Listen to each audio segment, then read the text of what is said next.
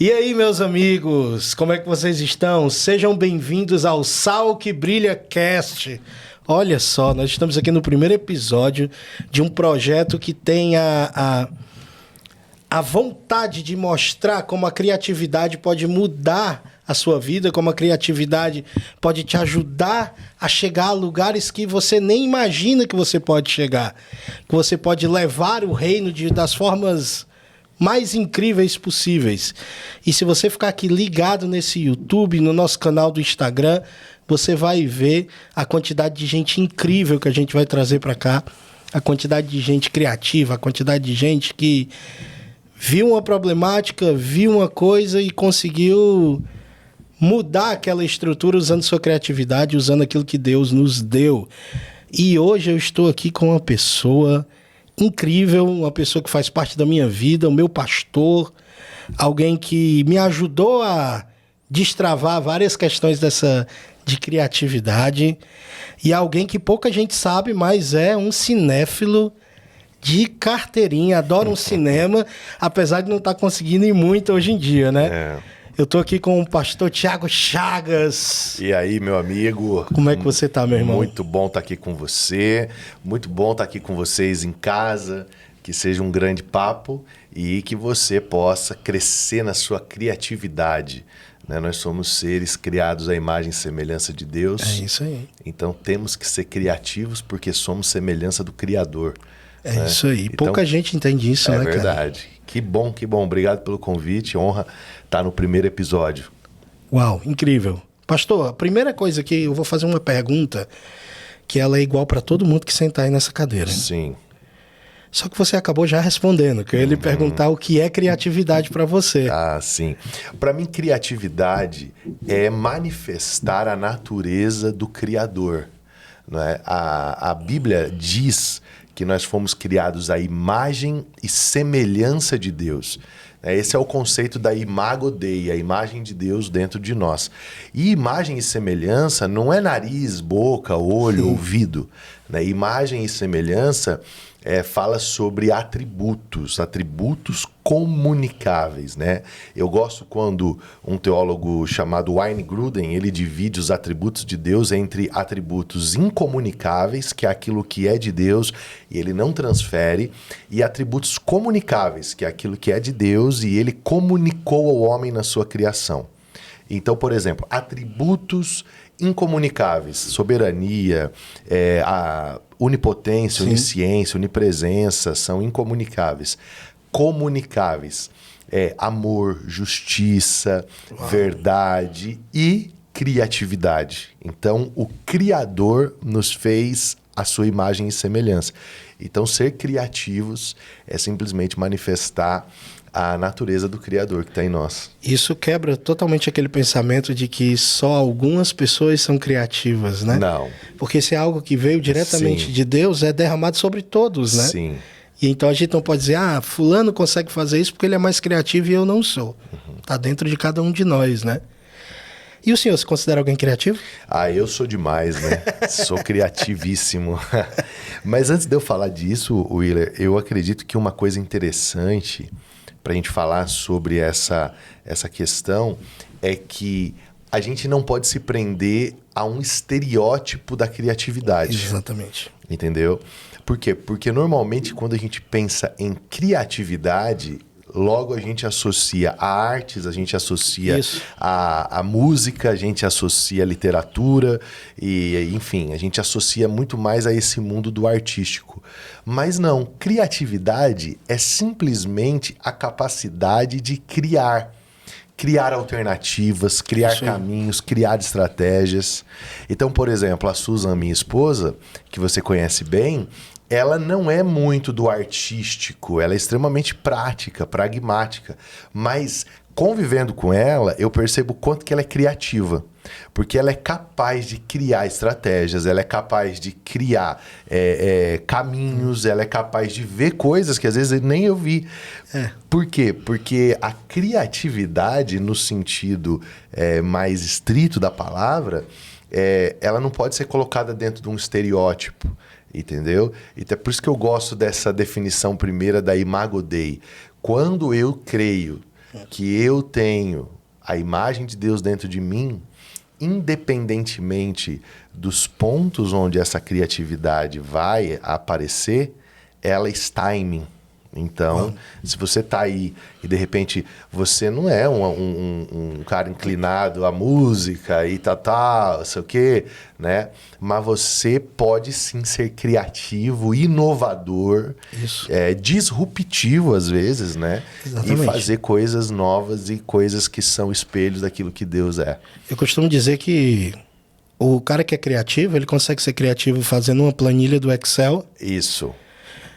Vendendo um carro. Isso. Né? Porque a criatividade não está ligada com a arte. Isso. Apesar de quem tem arte é uma pessoa criativa. Sim. Né? Mas as pessoas confundem muito isso. Sim. Né? E nesse pensamento, todo pastor, ele deve ser criativo ou dá para deixar os outros ser criativos por ele?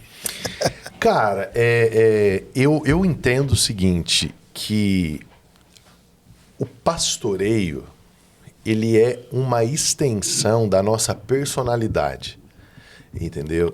Então não tem como você exercer algo que você não é. Isso fica fake. Né? As pessoas percebem rapidinho que tem uma personagem rolando ali que não é o que você é, certo? Então, eu acredito que no sentido de ser criativo em estratégias ministeriais, em ser criativo na manifestação da Imago Dei, sim. Agora, nem todo pastor é artístico. Entende? É isso aí. Eu acho que essa separação, ela é importante. Então, nem todo pastor ele é artístico. Agora, e artístico não no sentido de ser artista, de ser estrela, de ser, né, tal. Não. Performance? Artístico é no sentido de ter sensibilidade para arte, para poesia, para música, para aquilo que é belo. Nem todo mundo é isso. E no Brasil, principalmente, né, cara? No Brasil é um campo ainda mais difícil. Mas, por exemplo, que foi a pergunta que você me fez, né? Como que essa criatividade se manifesta em mim?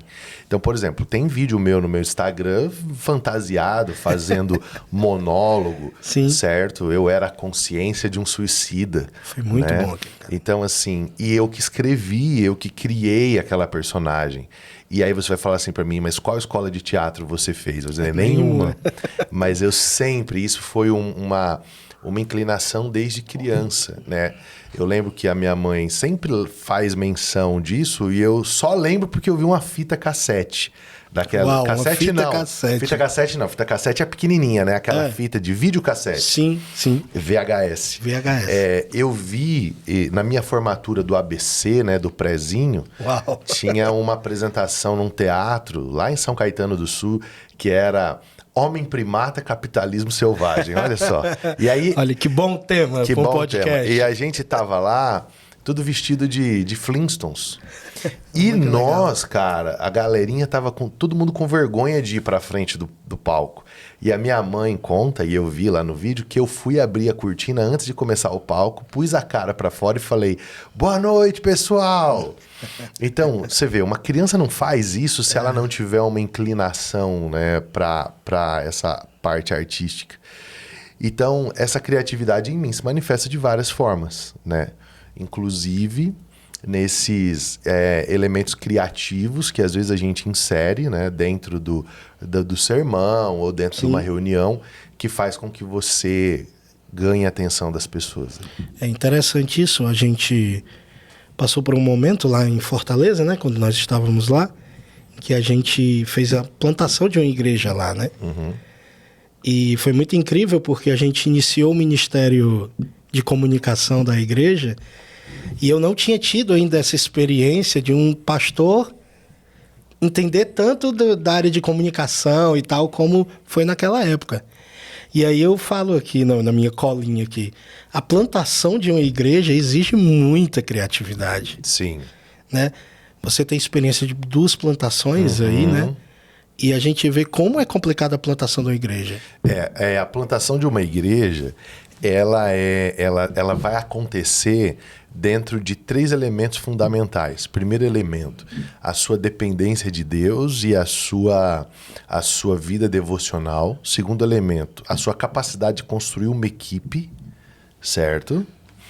E terceiro elemento, a sua capacidade de comunicar aquela filosofia ministerial, aquela ênfase ministerial, sim, que justifica a plantação de uma nova igreja. Então, dentro desses 3 aspectos, é muito importante você usar a sua criatividade para gerar conexão com a equipe, conseguir encontrar dentro da equipe quem são os indivíduos que frutificam em determinadas áreas. E aí você também precisa de criar elementos criativos para comunicar essa filosofia ministerial que muitas vezes é extremamente abstrata para as pessoas. Ela é clara para você, o seu porquê é claro, mas para as pessoas é extremamente abstrato. Então, quanto mais elemento criativo, quanto mais capacidade de contar história você tiver, você vai conseguir deixar isso comum, né? E esse é o conceito de comunicar, né? Tornar comum. Então, realmente, na plantação de uma igreja, você precisa de muita criatividade, né? Você me fez lembrar agora do Food Church, né? Food Church. A gente criou um negócio chamado Food Church, que era no final do culto, a igreja virava um restaurante. A gente desmontava tudo. Como se a gente já não tivesse muito trabalho, né, naquela época. A gente desmontava todas as cadeiras, montava as mesas dentro, né, para ficar no ar-condicionado. Isso. E aí a gente servia pratos, a gente chegou a servir salmão, né, com molho de maracujá. E era uma vibe, né? Era uma aventura, era porque uma aventura. A gente pegava tudo, era doação. Aí pegava a galera que sabia cozinhar e cozinhava ali e tal.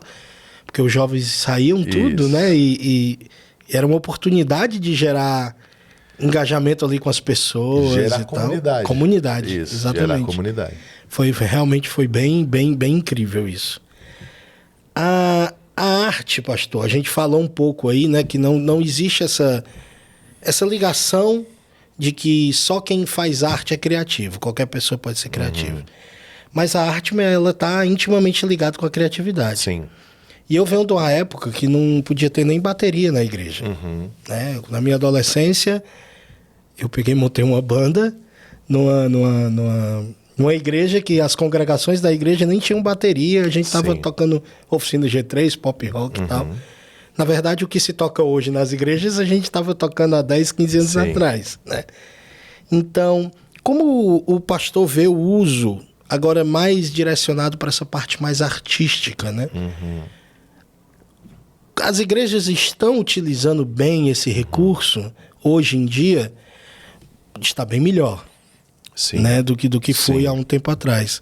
Mas hoje, como pastor, como líder de uma igreja, como é que o senhor vê isso?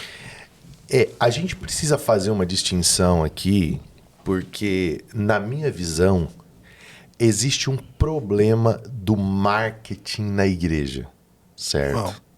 Então, no mesmo tempo que o marketing ele é importante para expansão da mensagem, ele não pode ser um elemento desconectado da realidade. E aí aqui entra a pergunta que você faz a respeito da arte. Por quê? Porque a arte criativa, ela precisa ser fruto de uma verdade comunitária, de uma verdade daquela igreja local, de uma verdade daquele time de música. E o que me parece que está acontecendo hoje? Por conta do esforço de marketing, das redes sociais, de tudo aquilo que facilita o trabalho de chegada da informação para alguém, meio que as igrejas elas estão produzindo as coisas em série. E isso é uma coisa que me incomoda enquanto indivíduo artístico e criativo. É como se todo mundo tivesse que fazer o story do mesmo jeito, toda a igreja tivesse que ter a plataforma e ali o fundo do palco do mesmo jeito, toda a igreja tivesse que tocar do mesmo jeito, Por quê? Porque se tornou simplesmente uma ação de marketing. Isso. Entendeu? Então, todo aquele elemento que tem a ver com arte, né? Por exemplo, a dança, as cores, a iluminação, a pintura. Então, não tem mais uma expressão genuína. É uma essência que brota de uma comunidade como uma ferramenta artística. Então, por exemplo, o Alto de Páscoa, você vai ver, é tudo igual, é todo mundo vestido com as roupas do tempo de Jesus, aquela coisa e tudo mais. E eu acredito que uma comunidade local fazendo um esforço para uma produção artística, brota dela uma coisa autoral. Sim. Então, o problema do marketing e da arte, que são coisas que se entrelaçam, né? Sim. O marketing cria as estratégias para mostrar, para publicitar aquilo que é o artístico que está sendo feito. Sim. O problema é que falta autoralidade. E aí essa falta de autoria das pessoas torna isso um negócio assim meio cansativo. Você passa o feed do Instagram, você fala, essa aqui é a igreja tal, não, é a igreja tal, e essa é aquela tal, e as três são a mesma coisa, entendeu? É quase como uma franquia, né, cara? A parede do fundo tem que ser uma cor. Isso. As músicas tocadas tem que ser de um jeito. Isso. É até cansativo para uma pessoa que ela tem um pouco de visão de marketing, de publicidade ou artística. Às vezes ela não consegue, porque ela diz, eu já sei exatamente tudo que vai acontecer aí. Sim. Eu sei como é que vai ser a ordem dos stories, eu sei como é que vai ser tudo. E aí entro numa outra pergunta aqui. A igreja, ela conseguiu abraçar muito a música. Uhum. A música é algo presente nos nossos cultos, é algo que está lá na Bíblia, é algo que vem desde berço. Uhum.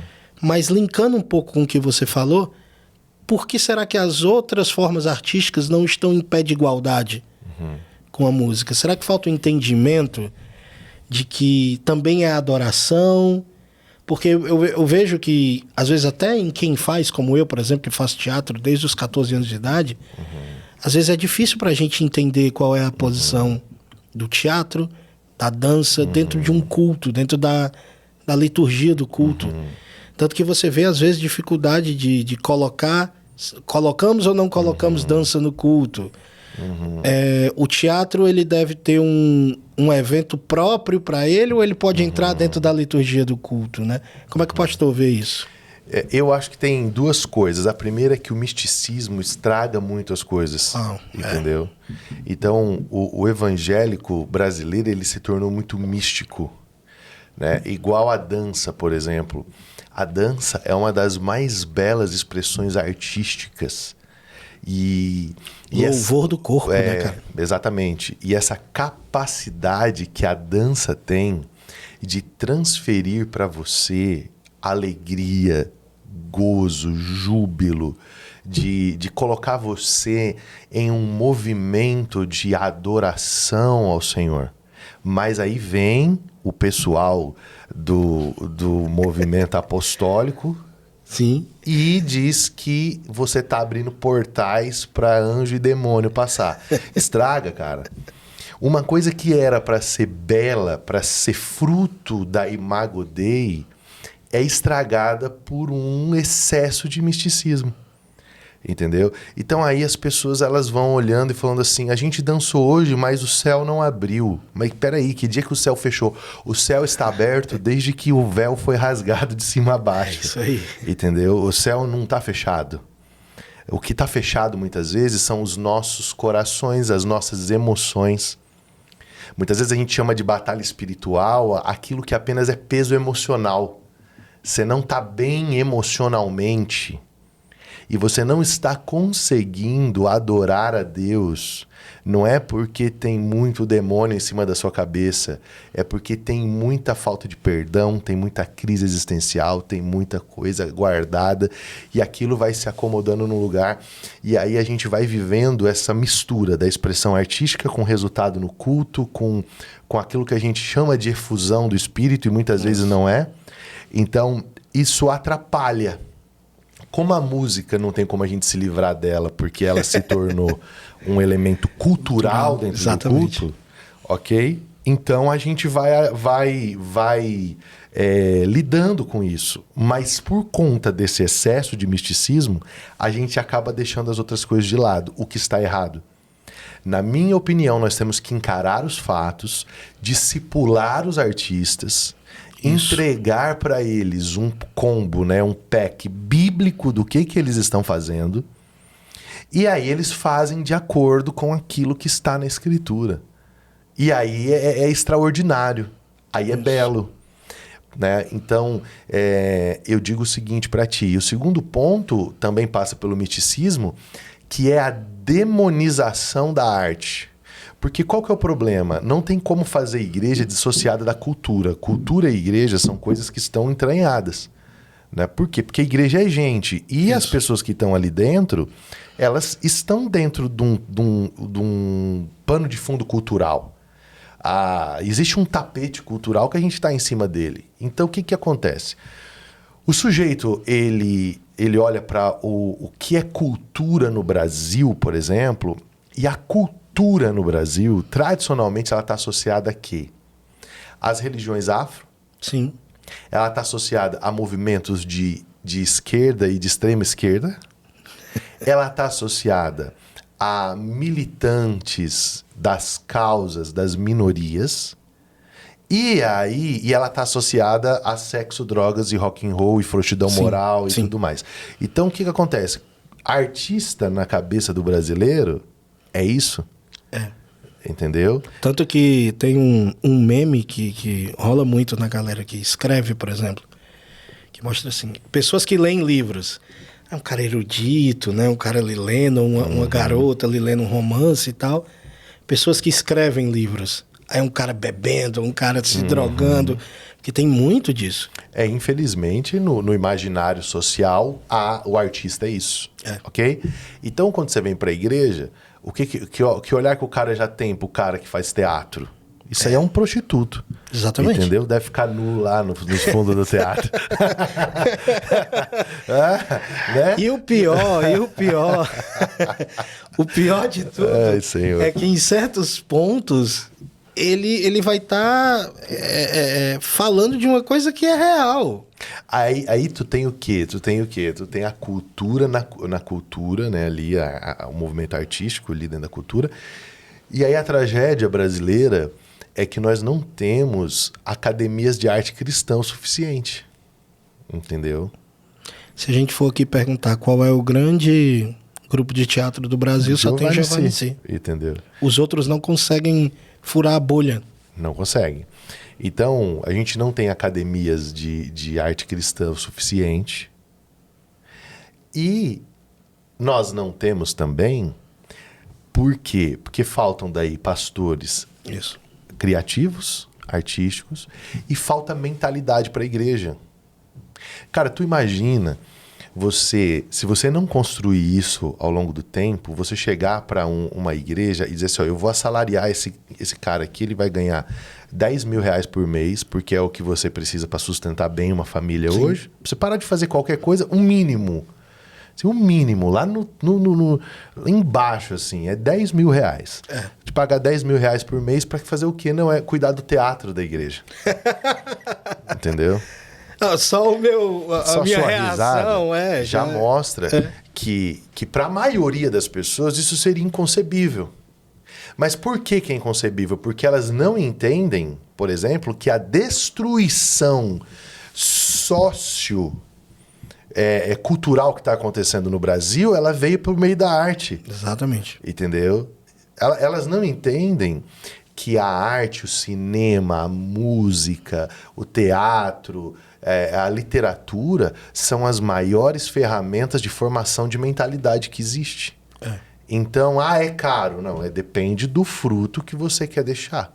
Se você quer só fazer culto pelo culto, tô tintindo um arrepio e tu vou para casa, aí é caro mesmo.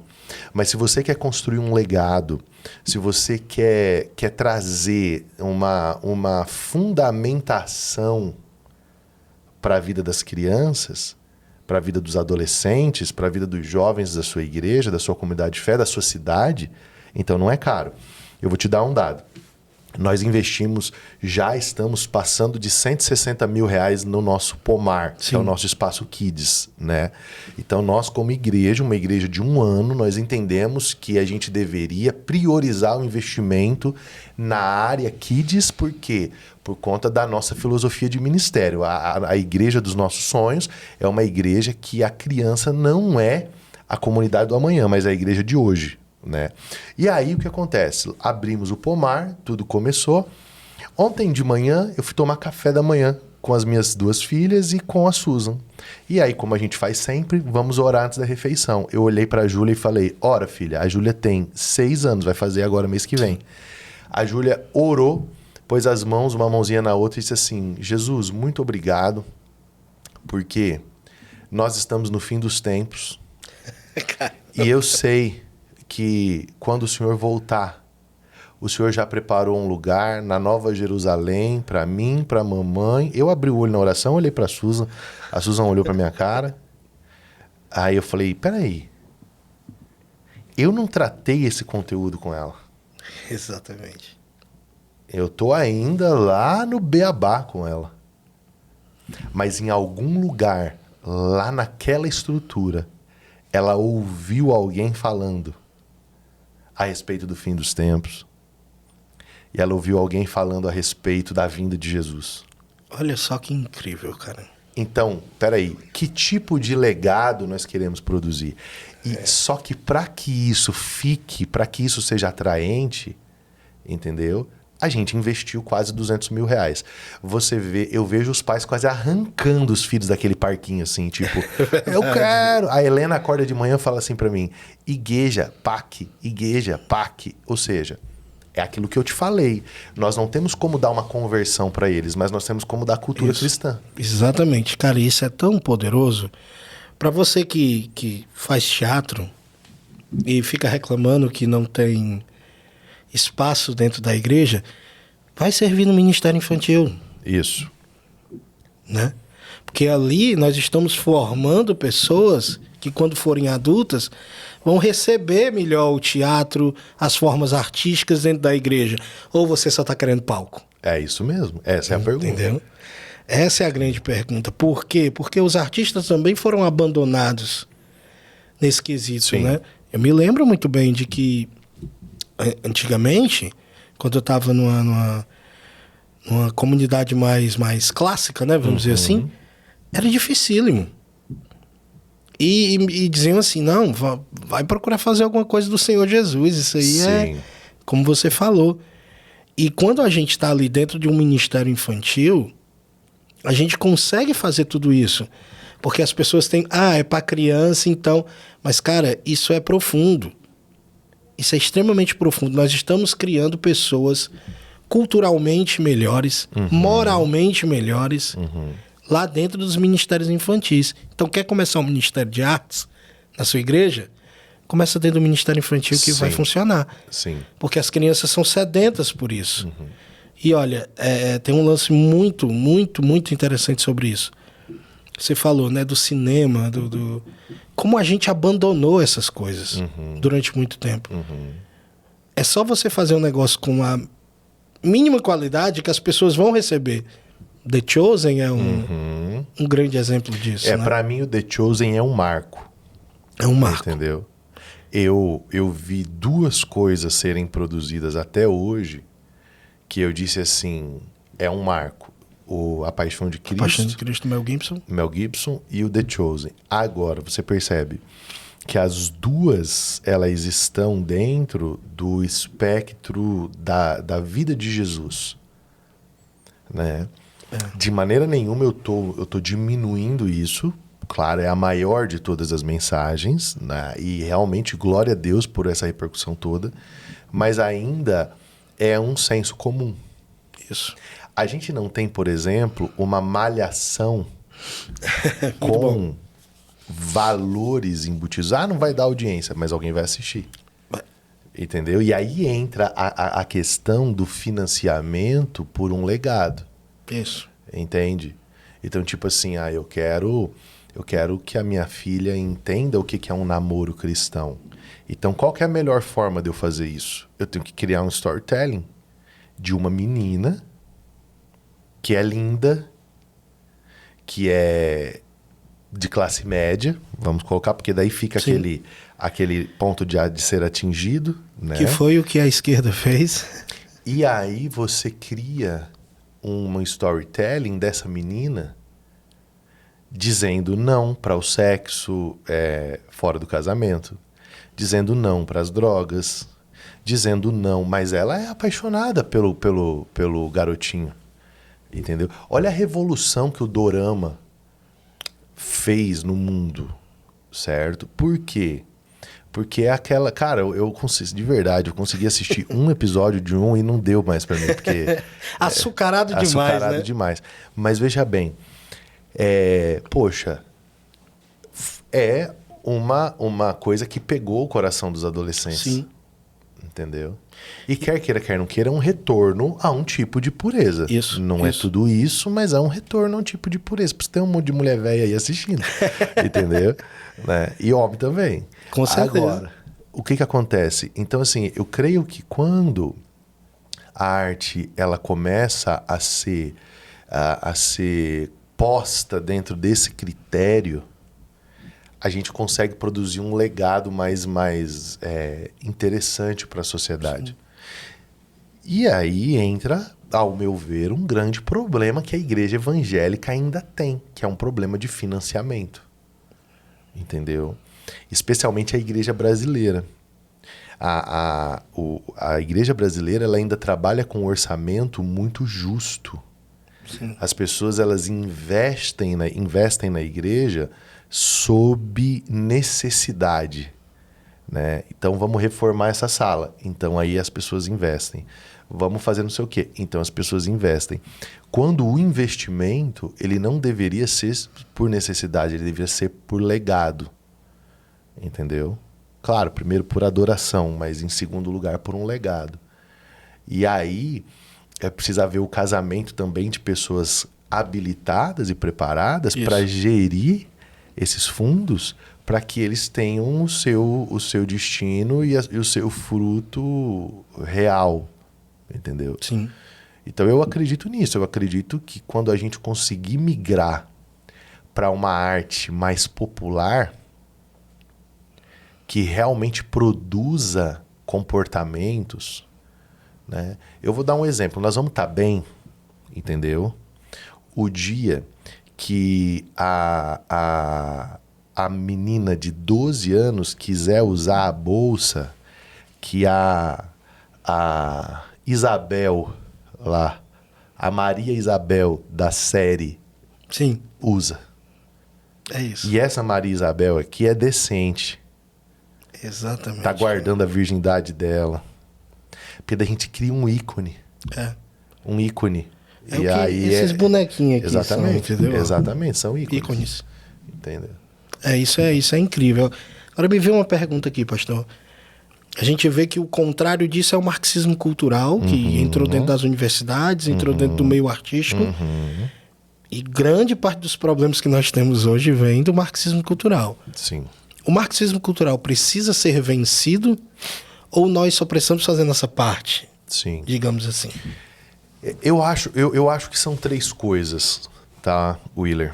A primeira delas, em relação ao marxismo cultural, ele precisa ser mostrado. Porque a maioria esmagadora das pessoas só consome. Sim. Elas não conseguem entender o que está sendo posto por trás daquilo. Elas não conseguem entender, por exemplo, por que atrizes de 25 anos num seriado nas maiores emissoras aí do Brasil fazem papel de meninas de 16. Elas não entendem o porquê disso.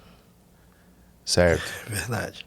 Então, assim, a gente precisa primeiro mostrar, sem caça às bruxas, sem ideologização extrema, mas mostrar o fato. Então, eu creio que, sim, a gente precisa fazer uma denúncia, mas sem uma urgência de tipo, ou a gente acaba com isso, ou a gente vai morrer. Por quê? Porque isso é igual cortar uma cabeça da medusa. Você corta, cresce outra. Porque o pecado por trás disso está lá. E o pecado humano, ele só é resolvido com conversão. Ele não é resolvido na guerra ideológica. Isso. Entendeu? Então eu tenho que mostrar. Eu mostro, tá aqui, ó. Isso aqui é o substrato de uma sociedade que está sendo modelada a partir de valores anticristãos, de uma resistência aos valores judaico-cristãos. Eu faço isso, ok. Mas eu não tenho esperança sobre isso, porque isso aqui não muda, porque eu corto a cabeça da medusa, cresce outra. E aí a segunda coisa importante que a igreja precisa fazer. A igreja precisa se comprometer com a exposição clara do evangelho em todas as frentes e com todas as ferramentas possíveis. Seja ela cinema, literatura, teatro, dança, sinfonias, o que for. Ela tem que pregar o evangelho. Quando eu falo de evangelho, eu estou falando de 4 coisas fundamentais. O homem é pecador e precisa de um salvador. Deus proveu salvação através da sua própria entrega. O filho dele morreu, ressuscitou, estabeleceu uma igreja e ele voltará para estabelecer o seu reino. Isso é evangelho. Isso. Certo? Então, dentro desses 4 pontos, a gente precisa pregar a palavra de Deus, o evangelho de Cristo para todo mundo. E a terceira coisa, a gente tem que produzir uma cultura cristã. Certo? Por quê? Porque, como eu tenho te falado, nós não temos como produzir uma conversão no coração de uma criança, mas nós temos como provê-la de uma cultura cristã. Que é o que manteve a sociedade firme até hoje, né? Que é o que me manteve até a minha conversão. Isso. Entendeu? Eu me converti com 20 anos numa sala de seminário, no 2º ano da minha formação, numa aula da Carta aos Romanos. Uau! Quantos Entendeu? anos você 20 já tinha? anos de idade. 20 anos. E eu fui batizado aos 12. Olha só. Quando eu saí da água do batismo com 12 anos, eu só pensei em 2 coisas. Amanhã eu não posso mais usar bermuda e amanhã eu não posso mais jogar bola. Graças a Deus, ontem à noite eu fiz as 2 coisas. Usei bermuda e joguei bola. Fez gol? Fiz gol ontem. Aí. Entendeu? Então, assim, mas o que acontece? A cultura cristã que eu recebi me sustentou. Ela não permitiu que eu mergulhasse em abismos tão profundos que fosse difícil de eu sair deles. E aqui eu vou te falar uma coisa. Eu poderia até ter saído para o céu, mas a minha vida na terra ia ser muito mais difícil. Sim. Porque eu teria acessado lugares de prostituição, lugares de vícios, lugares de ilícitos, lugares de coisas que hoje tornariam a minha jornada muito mais difícil. Sim. Certo? Tem coisas que eu não conheço, então eu não preciso lidar com elas. Uau. Eu lido com as que eu conheço. Então a cultura cristã, ela está na nossa mão, a gente pode produzir. E começando por onde? Começando por uma igreja local. Eu acho que o segredo é a igreja local, né? Sim. A igreja local é a base de tudo. A galera pensa muito, eu quero gravar. Não pensa mais hoje, né? Hoje ela pensa em botar no Spotify, né? Antigamente pensava em gravar o CD. Sim. Mas pensa em colocar a música dela lá no Spotify, pensa em fazer um grande espetáculo, pensa em tantas coisas. Mas se ela conseguir voltar os olhos dela para a igreja local, porque no final das contas, todo mundo que se envolve com arte, ministérios de arte, para o reino, tudo isso, tem o grande vilão da fama, tem o grande vilão do palco. Sim. E eu acho que isso também acontece com os pregadores, né? Claro. O palco, ele é muito tentador. Mas se você se volta para a igreja local, para as crianças, para a educação cultural e moral de uma igreja local, são as pequenas células de resistência que tem na cultura hoje. Sim. É a igreja, é a família. Então, se a gente conseguir atingir com arte essas células, essa célula vai atingir outra, que vai atingir outra, que vai atingir outra, e todas as outras coisas lhe serão acrescentadas. Ó, você que está assistindo aí, você tem que saber de uma coisa. O orgulho é o pecado do artista e o serviço é a cura desse pecado. Uau. Então, todo artista, seja ele em que área for, ele vai ter um desafio com o orgulho, com a soberba. Por quê?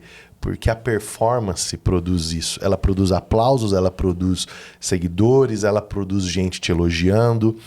E o serviço, aquilo que você tira a sua capa, você faz aquele ato de se despir e vai lá embaixo e serve, lava pé, pega a tua toalha, vai servir áreas que não tem a ver com a tua área de atuação.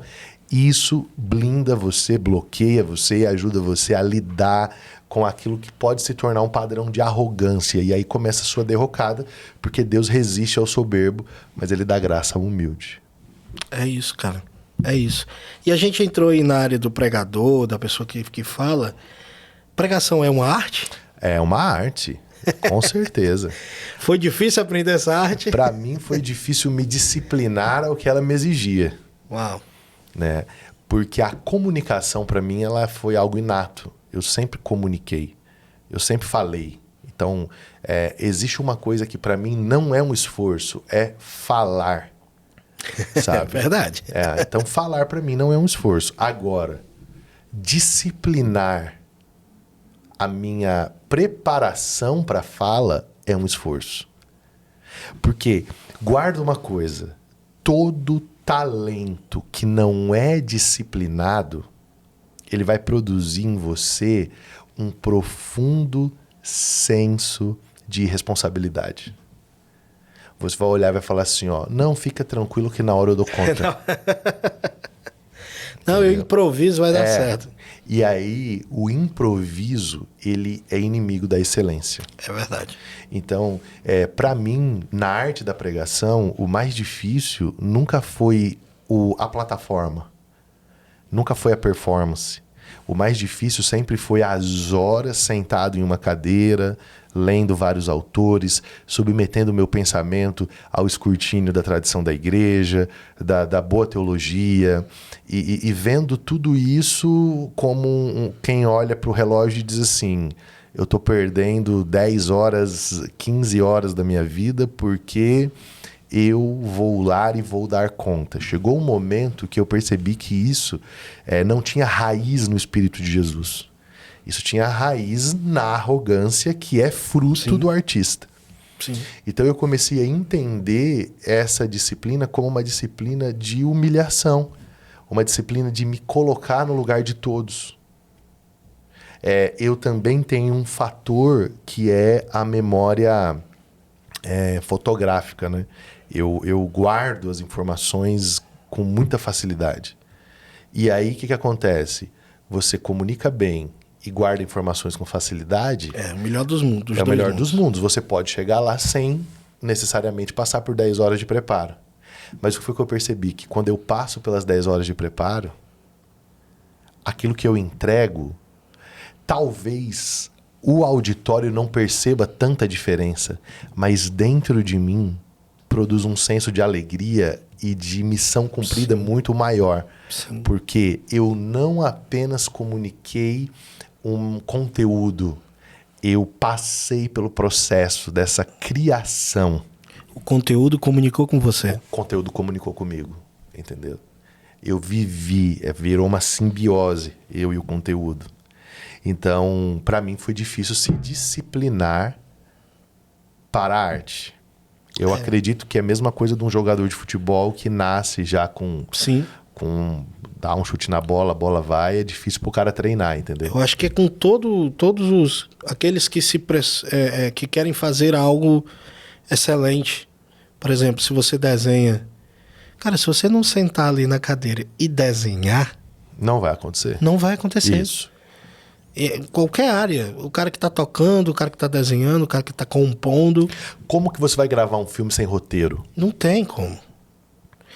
Interessante você falou isso, e tem uma prova disso, né? Aquele filme, acho que é Ragnarok da Marvel, o cara entregava só uma ideia pra eles e eles improvisavam em cima daquilo e foi um filme horrível. Uhum.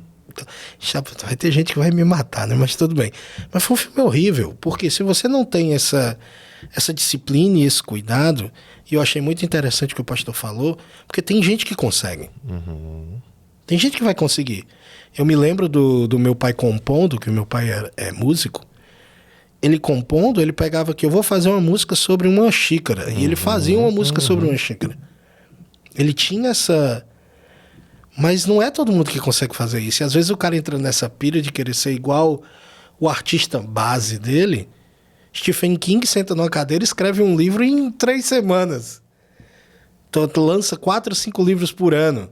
Só que não é todo mundo que consegue fazer isso. Sim. Se você não tiver disciplina e chegar lá e estudar que é uma coisa interessante. O pastor falou que tem uma facilidade dessas coisas. Existe o dom? Existe o dom. Dom é bíblico, dom é real, e até quem não crê na Bíblia pode ver empiricamente que existe o dom. Sim. Né? Não tem como você olhar para um cara como Messi e dizer assim, Esse é um exemplo base, né? por exemplo, você fala agora, eu vou treinar agora os próximos 20 anos e daqui a 20 anos eu vou driblar igual o Messi. Cara, você não vai. Você não vai ter a inteligência espacial que o Messi tem. Sim. A capacidade de lidar correr com a bola como ele corre. Então, existe um dom. Agora, tem um livro muito incrível que eu li, chama-se Talento Não É Tudo. Esse livro é sensacional. Do John Maxwell. Então, qual que é o problema do dom? É que se ele não for disciplinado, ele garante a tua entrada, mas ele não garante a sua permanência. O dom, ele te abre portas, mas é a disciplina que sustenta você dentro delas. O dom, ele é o teu cartão de visita, mas a disciplina é o teu fechamento de negócio. Então, qual que é o grande problema? Eu sempre tive uma relação com o dom. Chegou um momento da minha vida que eu falei, cara, dom sem disciplina igual a ruína. Dom sem disciplina igual a ruína. Então, vou fazer o quê? Eu vou encarar a via crucis da disciplina. Em várias áreas, né, Em pastor? várias áreas, certo? Então, a disciplina, ela também é bíblica. E você vê os resultados dela na Bíblia e você pode empiricamente ver os resultados delas mesmo que você não acredite na Bíblia. Então, eu entendo o seguinte, cara, o dom existe, mas ele precisa ser desenvolvido e disciplinado. Senão, você vai ficar com uma gaveta cheia de sonhos, cheia de ideias, e ela nunca vai vir para cima da mesa e nunca vai se tornar uma realização. É verdade. Isso é muito, muito importante para qualquer coisa que você for fazer. Por exemplo, eu estou na guerra com a balança há um tempo já. Sim. E você percebe, é só disciplina. É disciplina. É disciplina, unicamente disciplina. A guerra com a balança, eu posso falar porque eu emagreci 24 quilos. Uau. A guerra com a balança, ela é a mesma guerra em todas as áreas da sua vida. Porque a disciplina é transferível. Então, a guerra com a balança é a mesma guerra com a planilha. É a mesma guerra com o relógio, certo? Quando você aprende a contar calorias, você também aprende a contar dinheiro. Você também aprende a contar tempo. E isso vai tornando você mais efetivo, certo? Uau. A conta é sempre a mesma. Gaste menos, gaste mais calorias do que você ingere, certo? Nas finanças, gaste menos do que você ganha. Então a matemática é sempre a mesma. É incrível, incrível. Botei uma pergunta aqui, a gente meio que já falou sobre isso, mas eu acho interessante falar. O pregador, ele precisa de um método ou o Espírito Santo chega lá e faz o trabalho? Ah, cara, ele precisa de método, né? A pregação, ela é a mistura da inspiração divina, certo? Claro que não no sentido de inspiração. Tem que explicar, senão daqui a pouco os teólogos do Twitter vêm me bater aí. Não no sentido de inspiração bíblica, certo? Dos caras que escreveram a Bíblia, sim. Mas ela é um sopro de Deus para que você interprete a Escritura e consiga expor a Escritura de uma maneira que as pessoas compreendam. Onde que existe método nisso? Tanto na interpretação quanto na construção da exposição. Né? Inclusive eu tenho um curso, se você quiser comprar, clica aqui embaixo, aqui no Saiba Mais, chama-se Formação de Pregadores. E eu trabalho exatamente isso, que é o quê? Que é a a hermenêutica, que é a metodologia da interpretação do texto, e a homilética, que é a forma de construir o sermão. Se você faz a partir de um método, fica mais fácil para você entender, para você expor e para quem está te ouvindo compreender o que você está falando. Agora, não adianta ter só o método. O que vai fazer a diferença de fato no coração das pessoas é que aquilo que você está comunicando tenha comunicado você primeiro.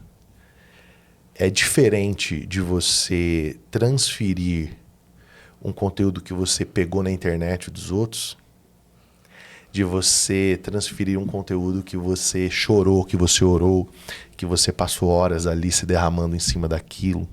É totalmente diferente. E você pegar o conteúdo do ChatGPT também, né? Totalmente. Aí, cara... Aí nem pode classificar como pregador. Na minha opinião, é copista. Copista total, né? Sim, total. Incrível. Cara, e dentro desse método, né, a gente fala muito... A gente vê muitas pessoas que elas conseguem dominar multidões, né? Conseguem ali conversar. Questão do storytelling, né? Sim. A gente até comentou aqui já. Mas é uma arma de evangelismo, o storytelling? Com certeza. Tanto que, por muitos anos, algumas agências missionárias, elas usam como primeira ferramenta de evangelização, especialmente em povos que não conhecem a Jesus, a exibição do filme Jesus Cristo. Eles colocam um lençol lá, um data show, chamam aquela comunidade e passam o filme Jesus. Deus, ele criou um storytelling, né? Deus criou uma história. Na teologia nós chamamos isso de metanarrativa ou então narrativa controladora. Que é o quê? É essa trama que Deus é o principal, é o protagonista, ele é o principal ator, que ele está contando ao longo do tempo. É esse criador que tinha tudo e não precisava de nada, mas ele decidiu se revelar, então ele criou uma criação vasta, multiforme, e criou como coroa de tudo isso o homem, para quem ele deseja se revelar. E aí ele cria esse homem com uma possibilidade de que esse homem viva em uma condição de apartheid, né? Apartado dele, que é o que nós chamamos teologicamente de queda. E é nesse ambiente da queda que Deus pode se revelar. Porque é quando o homem de fato conhece o seu amor, é quando o homem de fato conhece a sua entrega, que chega no ápice quando ele mesmo se faz homem, ele sai do lugar de criador, entra no lugar de criatura, se faz homem, e aí ele vai até o ápice do que é amor, revelando que o amor não é uma palavra, o amor não é um presente, o amor é um profundo e comprometido ato de entrega, que ele vai e morre. E ele morre no lugar deste homem. É uma morte substitutiva. Depois ele traz esse homem de volta para o seu estado antes da queda, promovendo para esse homem o poder da ressurreição dos mortos. O primeiro que ressuscita é o próprio Deus, e depois ele promete a todos nós a ressurreição. Até que ele vai dar a cabo dessa história no final, na consumação de todas as coisas, novos céus e nova terra, e o estado eterno, onde essa metanarrativa que está revelada na Bíblia termina para uma história com o Senhor de eternidade a eternidade. Então, se o próprio Deus, que é o Criador, ele decidiu se revelar através de uma história e escreveu essa história em um livro... É muito louco isso, cara. Nós estamos diante do maior poder que existe no mundo. Qual é o maior poder que existe no mundo? O poder de saber contar uma história. O poder da narrativa. Agora, a narrativa, tanto ela pode ser divina, comprometida com os valores divinos, como ela pode ser diabólica. É o que a gente vê muito também. É o que a gente vê muito. Porque o que foi que o diabo fez com Eva? Ele contou uma história. Ele distorceu a narrativa que Deus havia feito. Então você percebe que o que todas as vezes, grava o que eu vou te falar, todas as vezes que há um embate entre pecado e santidade na Bíblia, há um duelo de narrativas. Sim. A narrativa de Deus e a narrativa do diabo. E aí a nossa perspicácia precisa ser em buscar os fatos, para entender qual narrativa está construída sobre a verdade.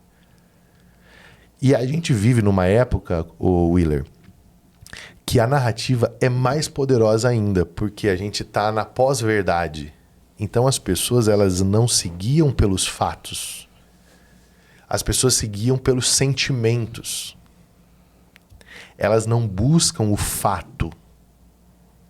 Elas sentem e elas ouvem uma história que faz com que elas sintam o que elas gostariam de sentir. Então, vou dar um exemplo. Digamos que você não gosta do Rodrigo, que está ali no nosso backstage. Você tem um problema com ele. Você não gosta dele, não gosta do cabelo dele, não gosta do óculos dele. Ou ele te fez alguma coisa que te deixou muito triste. Ok? E aí eu venho e te conto uma história sobre o Rodrigo. Eu digo assim, ó, o Rodrigo, dia tal, ele fez isso, fez isso, fez isso, fez isso, fez isso. Você não vai aos fatos. Por quê? Porque você não gosta do Rodrigo. Então o que você faz? Você compra a minha história como uma justificativa para você não falar mais com o Rodrigo. Agora, se eu chego aqui com uma história do Rodrigo, que o Rodrigo é um herói, que o Rodrigo é incrível, que o Rodrigo salvou uma criancinha que ia ser atropelada, você vai entrar em crise com o seu sentimento e provavelmente você vai lá e talvez até vai pedir perdão pro Rodrigo. Sim. Qual é o problema? É que como você não está buscando os fatos, nenhuma dessas histórias pode ser verdadeira. Caramba, essa é como a sociedade vive hoje. É como a sociedade vive hoje. Narrativas por cima de narrativas. Camadas de narrativas. Se você não tiver a predisposição de cavar as narrativas, você vai engolir a primeira que É a primeira que chegar. chegar. Então, hoje, ganha quem é melhor ator. Quem tem a melhor narrativa. Isso é horrível. Isso é terrível para a sociedade. Isso é devastador. Pode até colapsar a sociedade em algum momento. Porém, é uma grande oportunidade para a pregação do evangelho. Porque se você perceber, as pessoas elas estão abertas tanto para mentira quanto para a verdade. Se eu tenho a verdade e eu tenho a história das histórias, por que eu não vou contá-la? Exatamente. Então é muito importante a construção do storytelling, certo? Tanto na pregação como em qualquer outra expressão artística. Uau, isso foi incrível.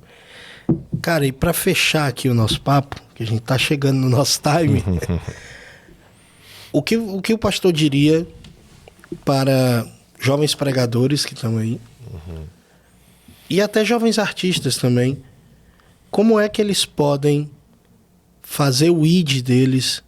Porque tem um monte de uma galera que vai assistir aqui, um público que eu quero alcançar, que é o garoto de às vezes 12, 15 anos que desenha muito bem, mas que todo mundo vai jogar o desenho dele para baixo e vai mandar ele ser atendente do McDonald's. Não que ser atendente do McDonald's é uma coisa, é um trabalho inferior. Vai querer colocar ele numa caixa, Numa né? caixa.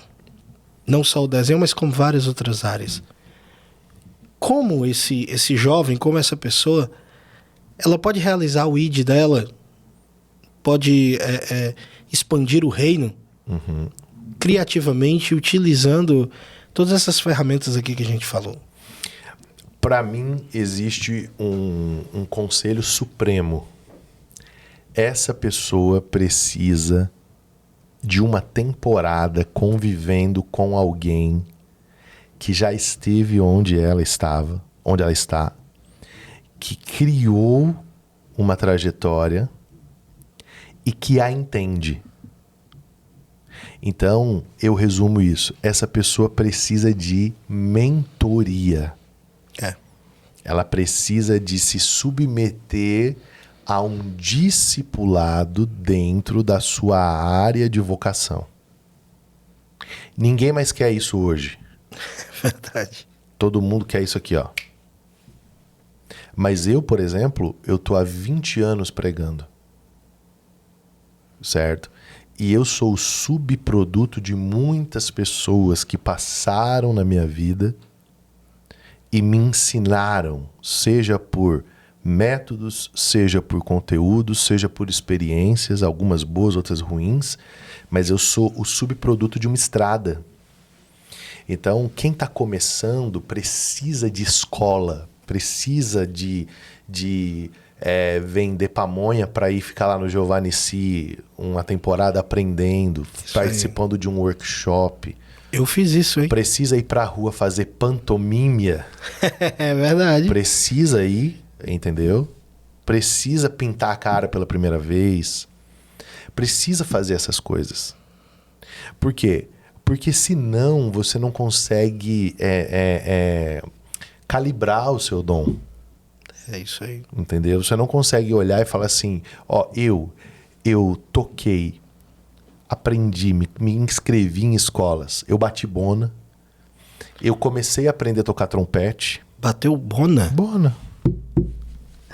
Bona. Sim, bona. Bona. Ah, tá. Clave de sol, clave de fá, tal, entendeu? sim, Bona sim. o método. O método, o livrinho. livrinho, entendeu? Aí o que acontece? Aí eu fui fazer aula de teclado, fui fazer aula de violão, certo? Eu não sou músico. Eu não aprofundei a minha jornada Mas na entende. música, mas eu entendo. Entende. Eu sei quando um cara tá fora de tom, eu sei quando um instrumento deu uma nota errada. Só que aí eu entendi que a minha graça, o meu dom tinha a ver com a comunicação. Então eu fui fazer o quê? Eu fui me aperfeiçoar na área da comunicação. Então, alguém pode falar, nossa, mas é fácil fazer podcast? Para mim é fácil porque eu trabalhei 8 anos em rádio. E eu falava assim, mexendo na mesa. Entendeu? Então, o podcast não é um problema. A câmera não é um problema. Porque eu fui para uma escola que em 2006 foi a primeira vez que colocaram uma câmera da Sony desse tamanho assim na minha cara. Entendeu? Então, escola, mentoria, discipulado, quem tá nessa condição, cara, não adianta. Se ficar sozinho, vai parar. Precisa ir para uma comunidade para desenvolver as suas aptidões. Senão, não vai rodar. Experiência é tudo, não tem como. E outra coisa, você vendo, o artista tem essa mania de pensar que já sabe de tudo. Uhum. Não, eu estudei aqui um pouquinho, eu sou autodidata e, cara, mentoria. Eu fui pro Giovanni Si, passei uma semana lá, no frio, fazendo abdominal todo dia. Olha só, fazendo abdominal todo dia, aprendendo sobre clown, sobre palhaço, sobre arte, para que eu pudesse ter uma base. Uhum. Sem uma base você não consegue fazer nada. Sim. E eu peguei a época que era muito difícil e agora a atual. Por exemplo, o pastor Tiago me ajudou muito, a pastora Susan me ajudou muito a não entender só da arte, mas de todo o processo de vida. Uhum. Hoje em dia, você que desenha, você que anima, que faz essas coisas, profissionalmente, o mundo todo está à sua disposição. Uhum. Hoje em dia, você pega o computador, entra em contato ali com um outro, consegue. Você pega um artista da Pixar, quantas vezes eu não vi gente falando isso? O cara mandou e-mail pro cara da Pixar, mostrando um trabalho dele, e o cara respondeu, disse, você deve melhorar aqui, deve melhorar ali e tal. Faça isso, vá até o fim, se é isso que Deus colocou no seu coração, né? Sim. Se você não tivesse gastado a grana que gastou para fazer o seminário. Nossa, não estaria aqui. Entendeu? Exatamente. Né? Eu fazia isso, eu mandava, quando eu estava escrevendo artigos lá no seminário, eu mandava e-mail para todo mundo, para os caras, os autores dos livros que eu estava lendo, e os caras me respondiam. Responde. Entendeu? Porque eles sabem, eles já passaram por aquilo. Alguém está interessado pelo que ele escreveu, é claro que ele vai responder. Com certeza. Cara, que papo incrível. Muito obrigado por ter aceitado esse convite. Para mim é um prazer. A gente poder falar um pouco mais sobre esses assuntos e poder abrir um pouco mais a mente das pessoas. Eu sei que tem um monte de Thiago aí que tá nascendo, um monte de Willer aí que tá nascendo, que pensa que é impossível. Mas não é, cara. A gente conseguiu, a gente ganhou vidas para Jesus, a gente conseguiu de forma criativa fazer tudo isso. E assim, última fala minha, foca no pequeno. Pequenas metas. Faz o que está na tua mão, né? Eu perdi muito tempo olhando para as estrelas, assim. Hoje não, cara. Hoje, para mim, tão sagrado quanto pregar na maior conferência do mundo é ir no futebol com os meninos ontem, orar, jogar uma bola e comer uma carne. Porque são vidas, cara. É a audiência de um só. O artista tem dificuldade com isso. Ele quer a plateia, ele quer a multidão. Então a audiência de um só é importante. Muito obrigado, pastor. Tamo junto. Valeu. Olha, deixa o seu like aqui, tá? Bota o seu comentário. Eu vou botar o pastor Tiago para responder os difíceis. Os fáceis eu respondo. E vamos juntos levando a criatividade e fazendo com que cada vez mais a gente possa assumir esse nosso lugar dentro da cultura brasileira, dentro da cultura mundial. Espero vocês nos próximos episódios e tamo junto. Valeu!